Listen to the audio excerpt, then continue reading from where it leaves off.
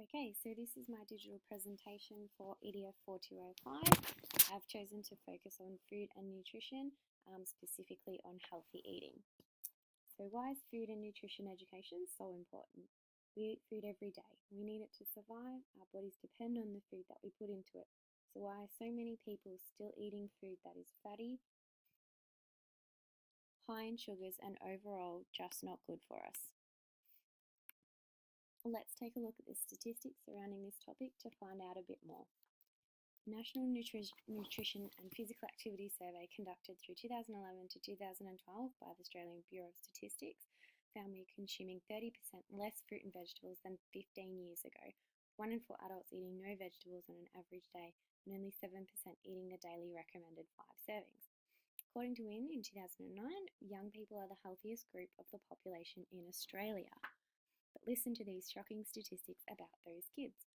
Adolescent students in years 6, 8 and 10 were surveyed on their food habits in 2004 as part of the New South Wales Schools Physical Activity and Nutrition Survey.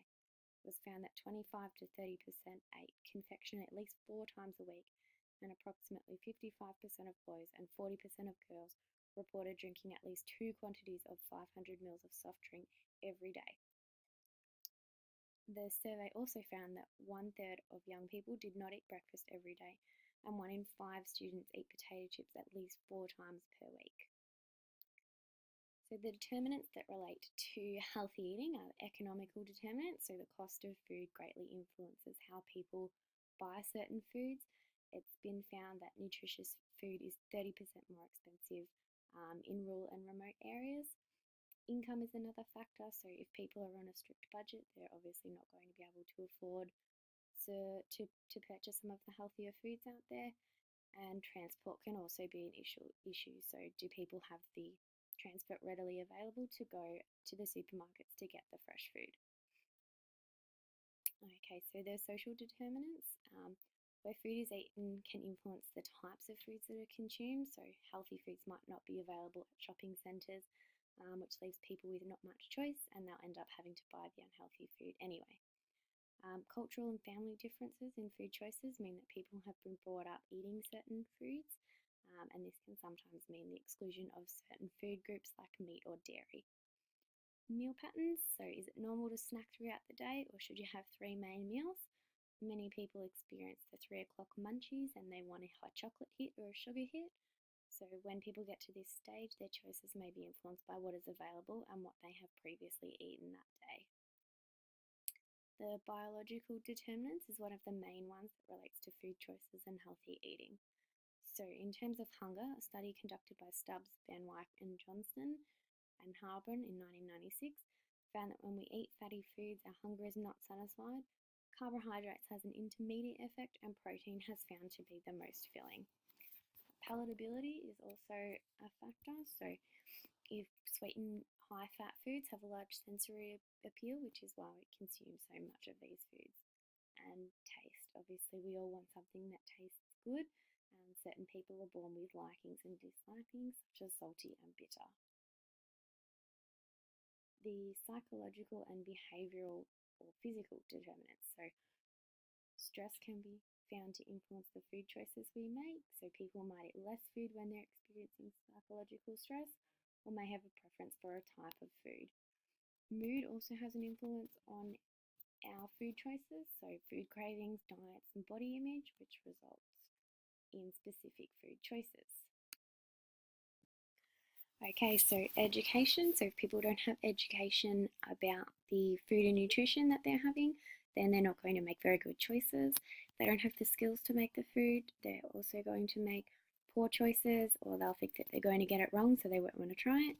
And a lot of people consider themselves to be time poor. So the curriculum, how does food, nutrition and healthy eating link with the curriculum? So for the foundation level, contributing to healthy and active communities, and they need to identify actions that promote health, safety and well-being, and there's an elaboration there as well.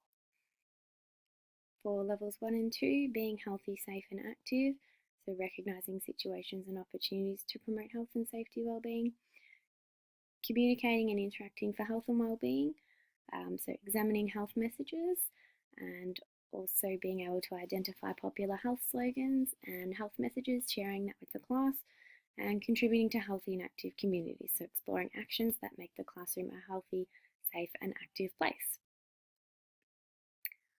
For levels 3 and 4, being healthy, safe and active again pops up with identifying and practicing strategies to promote health, safety and well-being, communicating and interacting for health and well-being, so discussing and interpreting health information and messages in the media, accessing different sources of information as well, and contributing to healthy and active communities, so describe strategies to make the classroom and playground healthy, safe and active.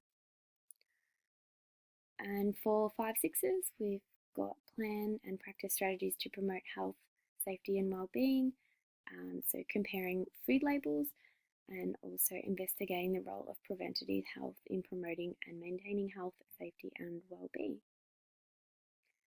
For levels 3, 4 and also 5/6, we've also got some links to technology, so investigating food and fibre production and food technologies, and also investigating the role of food preparation in maintaining good health and the importance of food safety and hygiene. So research into the teaching and learning regarding food and nutrition. So according to the World Health Organization, health education improves the health status of individuals, families, communities, states and the nation, enhancing the quality of life for all people and reduces premature deaths. So in order to teach healthy eating as well as health education, we need students to gain knowledge and understanding surrounding these issues. According to Calcott, Miller and Wilson-Gahan, in 2009, schools are felt to be a perfect setting for capturing the attention of the young in relation to their health and well-being knowledge. They also stated that schools facilitate the learning of health, knowledge, understanding and skills that will empower students to choose positive behaviours for their health and well-being. So it's essential that students are educated on and have access to health information. St. Leger in 2006 suggests that in order for health education in schools to be effective, we need between 40 to 50 hours per year of dedicated health teaching. So that means that we can teach protective factors to the students such as coping, decision making and health literacy.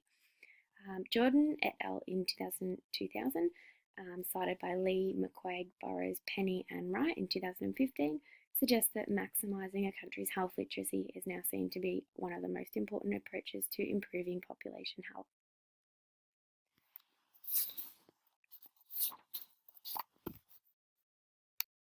Okay, so what are the don'ts when it comes to health education? Wright in 2014 suggests that students rarely respond to being told what to do, how to behave, or even being shocked or scared into making healthy decisions. Scare tactics are not effective and don't actually educate students, they're merely there for impact. Further adding to this, Tones in 1993, as cited in Lee et al. 2015, page 137, states that an emerging perspective in health education is that people should be involved and consulted rather than subjected to coercion. Some other notions that are not effective when it comes to health education are one-off sessions or programs that are driven by outside organisations. One-off sessions are not ongoing and don't involve the student in continuous and consistent education, which is what health education needs to be. Outside organisations are similar, with most coming to the schools for a day visit. Again, this is proven to be ineffective and doesn't teach the students what they need to know. If we know that these things don't work, then how should we be implementing health education in schools? It's widely known and accepted that health education needs to encompass the whole school, otherwise known as the Health Promoting Schools Framework. This framework works with all dimensions of the school community to ensure a holistic approach to education is embedded in schools. O'Day, in 2010, discusses how school-based education programs may provide an efficient and effective way to approach health education problems. By utilising a health promoting schools framework, a suitable approach is offered because it encompasses a range of influences to the school environment.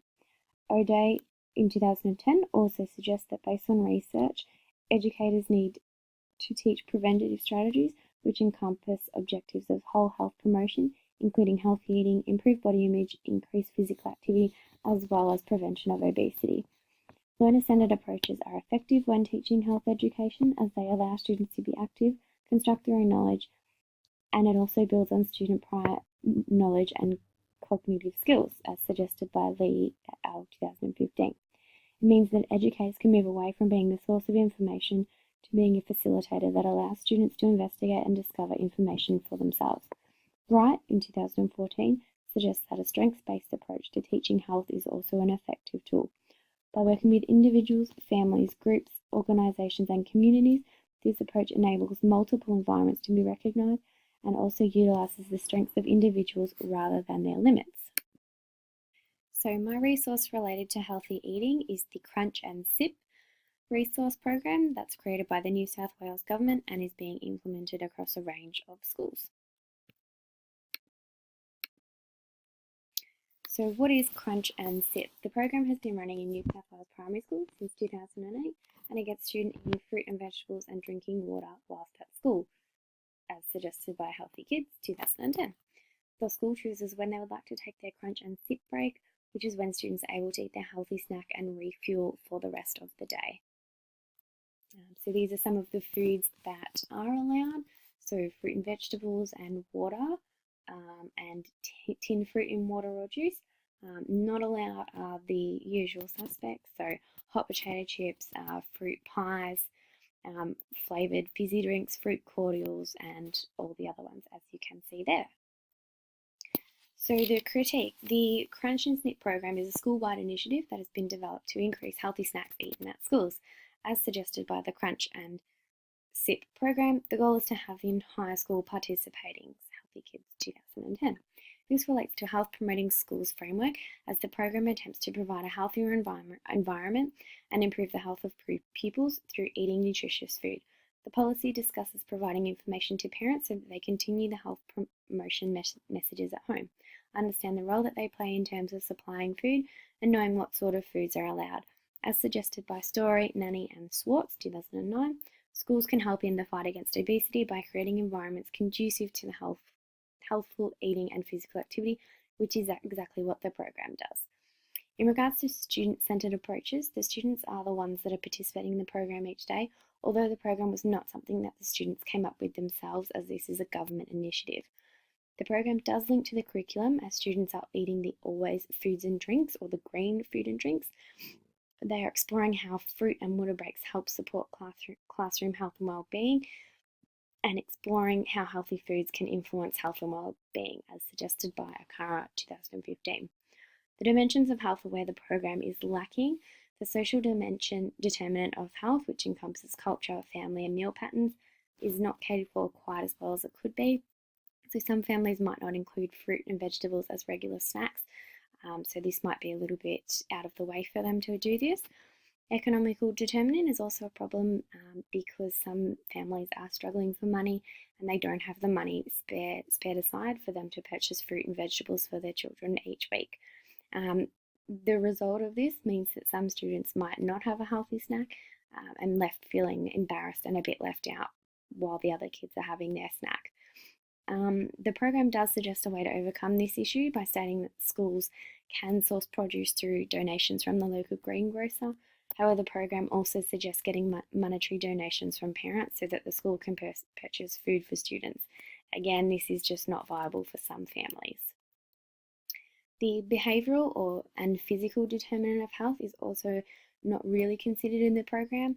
The program's not based on educating students, it's mainly just about getting them to eat a healthy snack at school.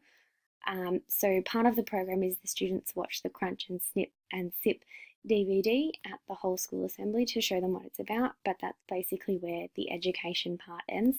The ideas haven't been suggested to follow through into teaching healthy eating in the schools or to encourage teachers to incorporate healthy eating into their curriculum. The only mention of classroom learning is use Crunch and Sip as a tool for learning in your classroom every day. This is quite broad and the program doesn't offer anything beyond this statement. Overall, the Crunch and Sip program has some definite health benefits that have been outlined, but there are still ways which it can be improved to become a whole school educational focus. So here's the reference list.